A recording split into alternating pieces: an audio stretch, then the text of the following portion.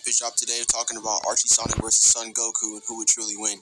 And all in all, I really did agree, but to be honest, I kind of felt like it was an uneven matchup. Like, we know the Archie comics itself aren't even canon, so using a non-canon version against a canon version of another character just kind of seems unfair and unbalanced. So today we're going to even up the odds and bring up a non-canon version of Goku against a non-canon version of Sonic. So with that said, let's get into why I think Xeno Goku would absolutely slam Archie Sonic. Before scaling Xeno Goku, I think it would actually make more sense to scale who he has to beat, so let's get into that. Archie Sonic's best feat would be him utilizing Chaos Control to revert the effects of the Super Genesis wave before being interrupted. Him failing to do so will cause the complete destruction of the multiverse. Now, it's stated numerous times that the Archie Sonic multiverse is comprised of infinite universes consisting of infinite variations on infinite possibilities. The blast also seemingly destroyed 2 extra dimensional spaces, those 2 obviously be Imaginary World and the Chaos Force. This would in turn make Sonic 5 to 6D, thus making him low complex multiversal. Now, speed is clearly Sonic's thing, and that's ever so apparent in the Archie comic run. And due to him consistently traversing through the cosmic interstate, he would then be scaled to infinite speed. Now, the cosmic interstate is said to be a network of roads that connect all zones of the multiverse. And as I said before, Sonic is consistently shown to be able to traverse through it. Sonic was also able to blitz Solaris, whose punches were able to affect the past, present, and future, thus making him immeasurable speed. This is further backed up with Sonic being able to consistently alter the flow of time with just his sheer speed alone. Sonic also has a multitude of hacks ranging from plot manipulation, energy manipulation, higher dimensional manipulation, power nullification, subjective reality manipulation, just the whole 9. All of this would actually make Archie Sonic sound pretty stacked, right? Well, yeah, but still ain't beating Goku. Goku would consistently scale above the Shadow Dragons. Now, the Shadow Dragons are also shown to be able to destroy all galaxies across all parallel worlds, which are confirmed to be an infinite amount. The scan proving this would come from Budokai Tenkaichi 3, with the scan saying, Goku has only seen a small fraction. The number of worlds is infinite, as long as people continue to love Dragon Ball. Now, why does Budokai Tenkaichi 3 apply to Dragon Ball Heroes? Well, it's kinda simple. The reason being for that is because Dragon Ball Heroes is the amalgamation of all the Dragon Ball lore taken into one story. It's even shown that characters in the series could view all of the Dragon Ball lore as fiction, meaning every piece of media, every movie, every TV show, every game will all be included in Dragon Ball Heroes. That's why you see the Time Breakers, that's why you see the Necomajins, that's why you see everything in the series. This would include Dragon Ball Xenoverse and Xenoverse 2. A scan in Xenoverse 2 also confirms that history is infinitely branched out, which means that Dragon Ball's history, i.e. the multiverse, is literally built up on infinite possibilities. This will make base Xeno Goku at the start of Dragon Ball Heroes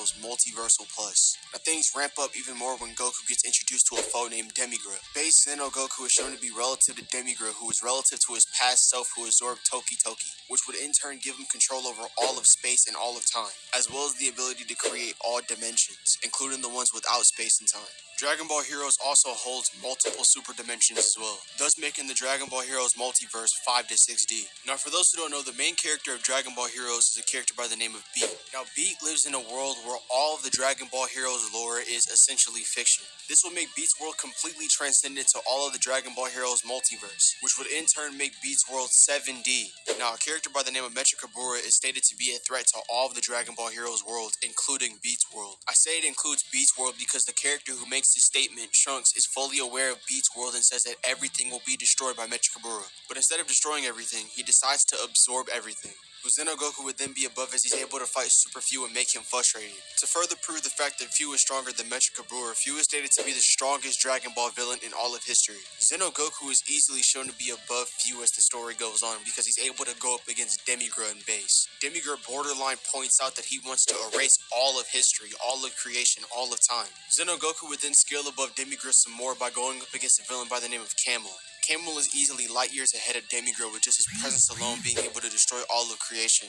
Now, Goku in his fight with Demigra is obviously way weaker than this Goku that we see right now, and this is evident when he's told by Trunks to defeat Camel quickly. Now, Few would make his return by appearing in Charisma World, which is shown to be transcendent over UM2, which would then mean Charisma World is completely transcendent over Beats World, which would then make Charisma World 8D. This would apply to Few because you would need to break the barriers between dimensions in order to reach both Beats World and the Charisma World, meaning Few literally beat up an 8-dimensional construct to get into it. Base Goku would scale over Camel, Camel would scale over Few, and Few would then essentially be 8D, right? Which makes Xeno Goku in base 8th dimensional. Now this current Xeno Goku would have immeasurable speed due to him being able to scale to UM2 Goku, well, essentially above UM2 Goku, who've been around every single dimension with the player. So that would include Beats World and possibly even higher dimensions than that. Even past versions of himself have fought people like Demigirl who control the aspects of time itself. He's also superior to demon gods who can literally transport themselves around times and eras. So yeah, it's pretty consistent that bro's a measurable speed. Now keep in mind, this is a me without assuming anything related to Multiversal, like how Toki Toki can control the concept of time. I haven't gotten into anything about that. If we're talking about pure dimensionality, I think Goku just easily exceeds everything in Sonic's auras, so the battle just would not be fair for Sonic in my opinion. Sonic and Goku would then have relative speed at this point in time because both do have immeasurable speed. I'm not going to get into who can dig deep into it more, but I'm just going to say that they're both at relative speed, which is why I say that Xeno Goku unironically slams Archie Sonic. Since they're at relative speed, they're bound to hit each other eventually. Now, if Xeno Goku hits Archie Sonic with any one of his hacks, it could spell bad news for the Hedgehog. Speaking of hacks, let's talk about Xeno Goku's hacks. One of his hacks prohibits the opponent from being able to amp themselves in battle, which means Goku could quite literally stop Sonic from going into any one of his forms. He has power nullification and purification, stamina reduction, and also an ability called status effect inducement, which disables all of the opponent's powers and abilities. The ability works with Goku taking all of the stamina in the opponent's body and then draining it to a low amount, thus making them useless. On top of that, it's also passive. Now let's not forget the ultimate hacks of Dragon Ball characters, with the hacks of the opponent not being usable to characters stronger than them,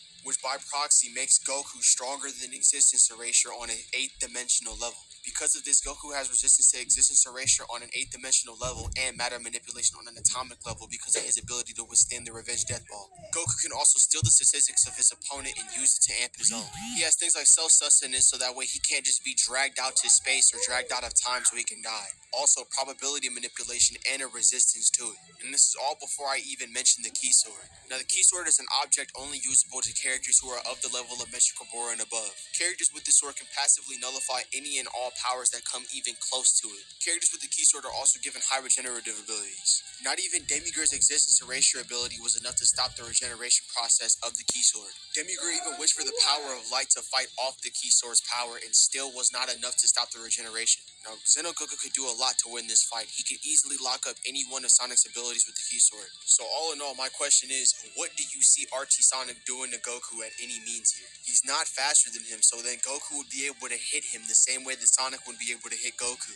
They're both able to strike each other, but Archie Sonic would get hit with way more devastating things. Not to mention, any one of his hacks would get contradicted by the fact that he can literally not do anything to Goku because Goku is that much stronger than him. Xeno Goku here is 8th dimensional. Archie Sonic would get 6D at best. So all in all, he gets wiped. Now even if you want to bring up, well, Archie Sonic can't die because of the 1 billion rings. Let's talk about that real quick. Now you do not have to be killed in a versus battle to lose one. Not to mention, Goku, Key Sword or not, would be able to just take away that ability by him sealing it up. So Xeno Goku could literally make Archie Sonic killable and then kill him. But yeah, that's just my opinion on Xeno Goku versus Archie Sonic. If you enjoyed the video, be sure to hit me with the like button so I know you did. And don't forget to subscribe because I make new videos whenever the fuck I want to. With that being said, be good people, and I'm out. Peace.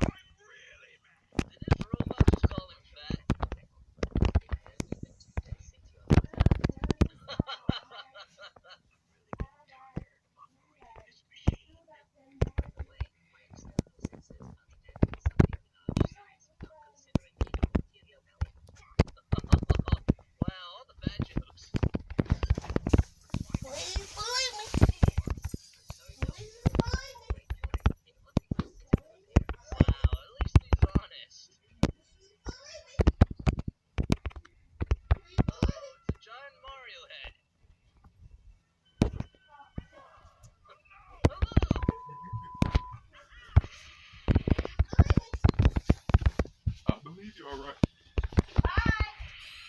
Drive safely. Being all awesome again.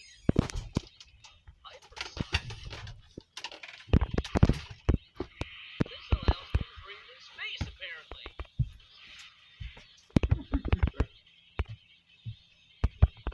If that just wore off, I'd be in trouble. And it seems like a day's work. Down it goes. Oh, can't get a break.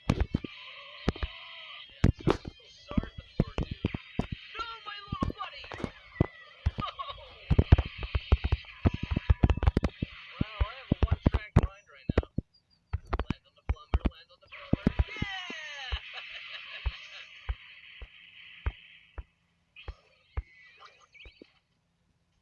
Well, I did it. I may have killed Tails. This place is all made of iron. Oh no! Ow! I got squished. Alright. that was an interesting one. A lot of things happening there. But I think I killed Tails in the end. That's not cool at all. I'm not happy about that. Anyway, guys, I hope you enjoyed this reaction video. I'll leave a link in the description below. Doji Fixation's channel. Please go check. What's going on, girl? Oh, I can't move.